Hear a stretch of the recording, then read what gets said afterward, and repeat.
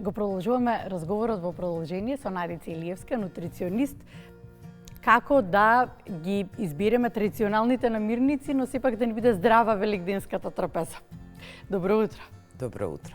Некако се чини дека изминатиот период сите кои што постале со нетрпение, како што се вели народски, со душа го чекаат Великден и трпезата, но што всушност правиме на нашиот организам, верувам дека веќе ова динамично време треба многу повеќе да не освестува во изборот на намирници, па ајде веќе не посоветувате денеска кој да биде изборот на намирници, а сепак да се задржи она традиционална трпеза со рецепти, години на години пренесувана. Па, јас многу сакам да зборувам за македонската традиционална кујна, затоа што во основа е една многу здрава верзија на медитеранската исхрана. Меѓутоа, со годините, баш напротив, значи со глобализацијата на намирниците кои што ни се достапни постојано, како да ги заборавивме тие традиционални рецепти. Да, навистина, постоењето и прејадувањето е тема која што ја зборуваме секоја година. Меѓутоа, традиционалните намирници, како што се јагнешко месо, како што се одредени сладки, како што се одредени чорби, може да останат присутни, но да ги спремиме на малку поинаков начин.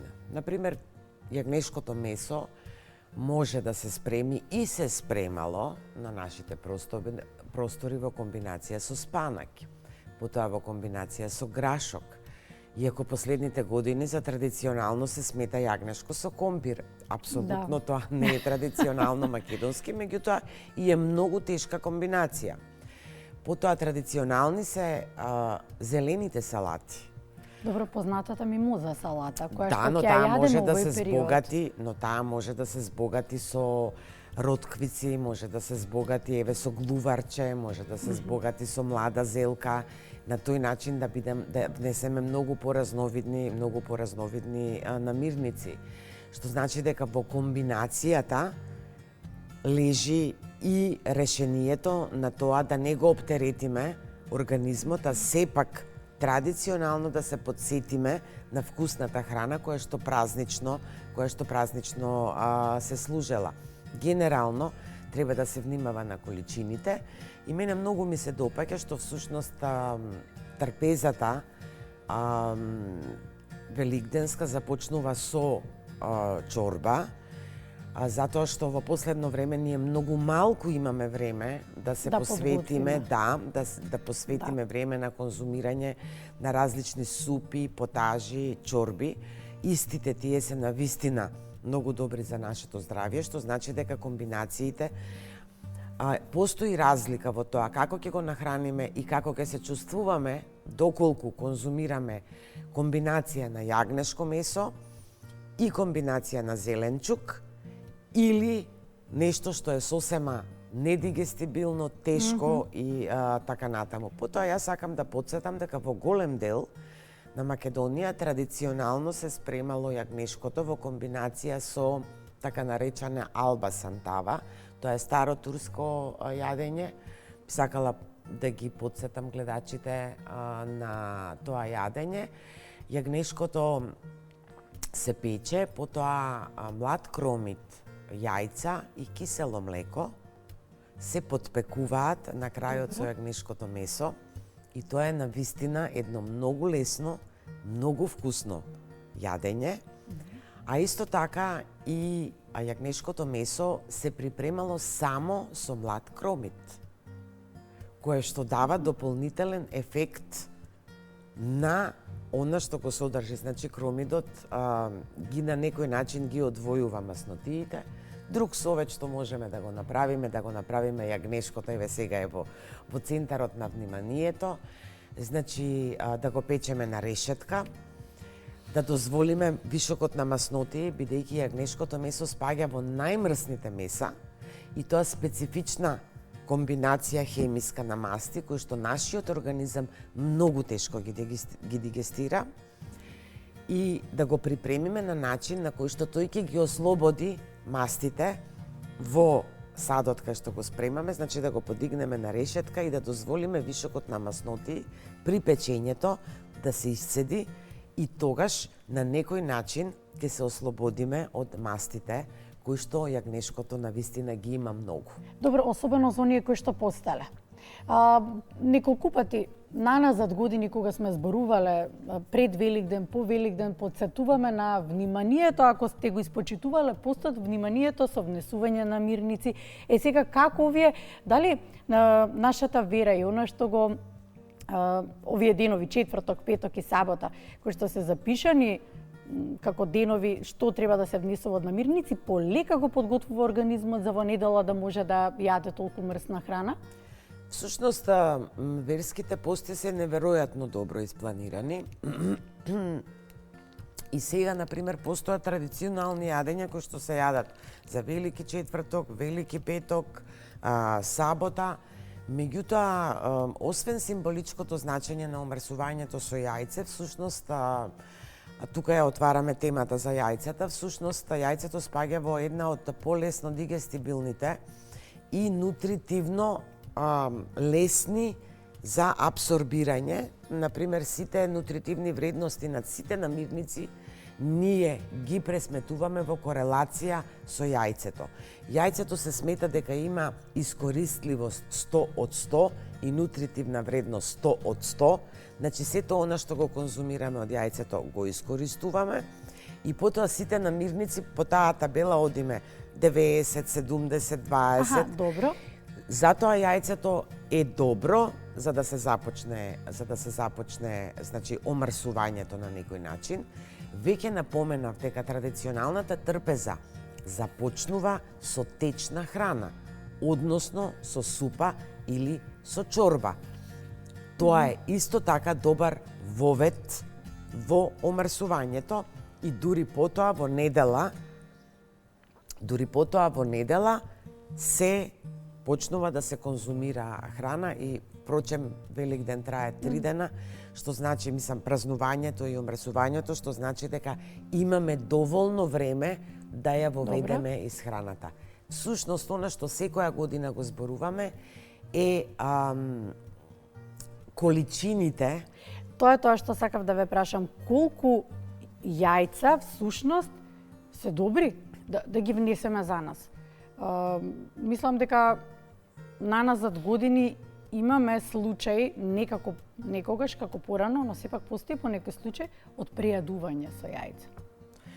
Комплетно прејадување со јајца. Веројатно комбинацијата на се она што го има трпезата во недела. Кога нашиот организам подолг временски период престанал да лачи ензими, кои што се неопходни за тој тип на разложување на протеините. Меѓутоа, можеби не се случува од тоа само од јајца. Треба да знаеме дека јајцата се сепак високо алергена храна и покрај тоа што се високо нутритивна храна и треба да се внимава кај помладата популација и кај повозрасната популација. Меѓутоа, јајцата се можеби една од најпроучуваните намирници последните 50 години, бидејќи биле подложни на многу различни ставови, од многу здрави до препорака на многу големи количини, до многу одбегнување. Меѓутоа, многу зависи од тоа како ќе бидат спремни јајцата. Добро. Најголемите проблеми во однос на јајцата и количината на јајца станува со конзумирање на јајца кои што се лесно расиплива храна, кои што треба да бидат добро термички обработени, но не треба да бидат и преварени. Затоа што преварени... значи тоа сега преварени? Многу е модерно, сега не знам, волку да бидат варени, па толку, па кога ќе се исече, нели, белката, жолчката да истече. Значи, разликуваме ровко варено јајце, Добро. разликуваме средно варено јајце, односно толку колку што треба да биде. Што е здраво од тие варијанти? 10. Значи, вака, зависно од тоа што сакаме. Доколку сме сигурни во потеклото на јајцето, ровките јајца треба да бидат евентуално, значи точно да знаеме дека се здрави. Меѓутоа, 4 минути е минимумот на 100 степени каде што ги сметаме јајцата за безбедни за конзумирање. Премногу ровки јајца носат опасност од внесување на салмонела, доколку точно сварени јајца 7 минути на 100 степени осигурува уништување на салмонелата. Добро, ова како податок треба да се слушне. 10 минути како што вообичаено ги вариме јајцата за Великден, сметајќи дека така ги правиме потрајни, е мит, затоа што тогаш преваруваме дел и од протеините кои што денатурираат, белката станува, значи денатурираат и стануваат неискористливи, меѓутоа она познато зелен круг околу жолчката значи дека сме ги превариле и значи дека одредени нутриенти кои што се многу здрави за нас се веќе во речиси несварлива форма. И тогаш во таква состојба сите оние кои што имаат проблеми со дигестијата, кај нив веќе таквото јајце ќе прави проблеми. Оние кои што имаат проблеми со желудникот, немаат проблеми од ровко или добро сварено јајце, но тврдо варено јајце може да имаат неверојатни проблеми во дигестијата, болки, печење, напади и така натаму. Кога сме веќе на тема подготвување на јајци, испоминавте мит еден околу колку време е потребно. Ајде околу тоа дали е мит или е вистина, дали јајцето го зголемува холестеролот. И доколку е така, колку е дозволено, сепак зборуваме за нешто што, како рековте, 100 од 100 ни обезбедува се она што ни бара организмот. Се смета дека 7 јајца неделно е оптимум. Тоа е по едно јајце на ден. Тоа е по едно јајце на ден. Науката веќе докажа дека всушност ние многу малку искористуваме од холестеролот кој што го внесуваме преку храната. Што значи дека постојат други физиолошки, биохемиски процеси кои што во нашиот организам внесуваат, ајде да кажеме, иницијални процеси да ствараме повеќе холестерол.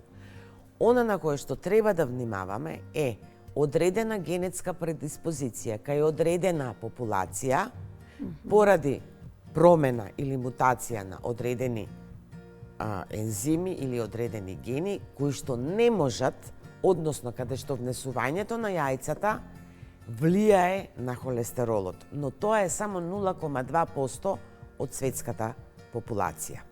Јајцето генерално се сруши с митот дека влијае на покачување директно на холестеролот, но доколку веќе имаме дисбаланс на добриот и на лошиот холестерол, тогаш треба да внимаваме на внесот и тогаш 4 неделно би биле сосема доволни. Што значи дека сепак се враќаме на едноставните препораки, дека треба да биде умерено и разновидно. Сега е многу популарна органската храна. Ако за нешто вреди да дадеме повеќе финансиски средства, тоа е за органски или така наречени селски јајца, бидејќи соодносот на заситените и незаситените масти во јајцето, кое што е органско, и присуството на омега-3 и присуството на одредени минерали и одредени супстанци како што е холинот, каде што многу малку намирници го имаат, а јајцето го има, е неверојатно добро за нашето здравје. И сега само на кусо, пржено или варено јајце? Варено во секој случај, во секој случај. Варено, добро варено, 7 минути варено, не преварено, не премногу ровко, но ако веќе зборуваме формата во која што е најздрава за конзумирање е сепак поширеното јајце, односно на тој начин е најлесно сварливо и најлесно искористено.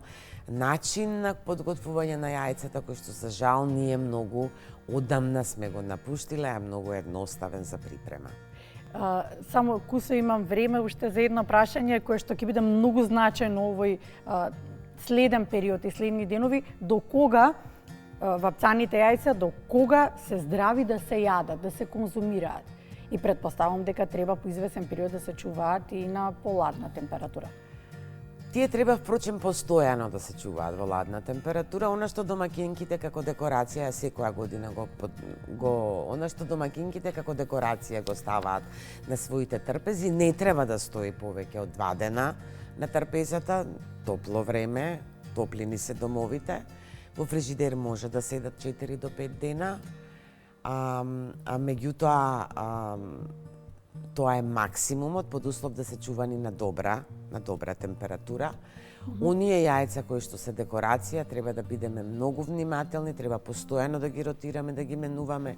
Во секој момент треба да бидат пренесени на ладно место. Се смета дека ризикот од расипување на вареното јајце се зголемува за 70% веќе четвртиот ден. И да се чувани во фрижидер. Поготово ако се потпукнати, поготово ако се, значи тоа мора веднаш да се конзумира. Благодарам на сите овие информации. Се чини дека прашањата никако да застанат, времето е тоа. Благодарам за многу години, нека ни е празникот. Благодарам и јас им честитам на сите гледачи празникот кој што не следи.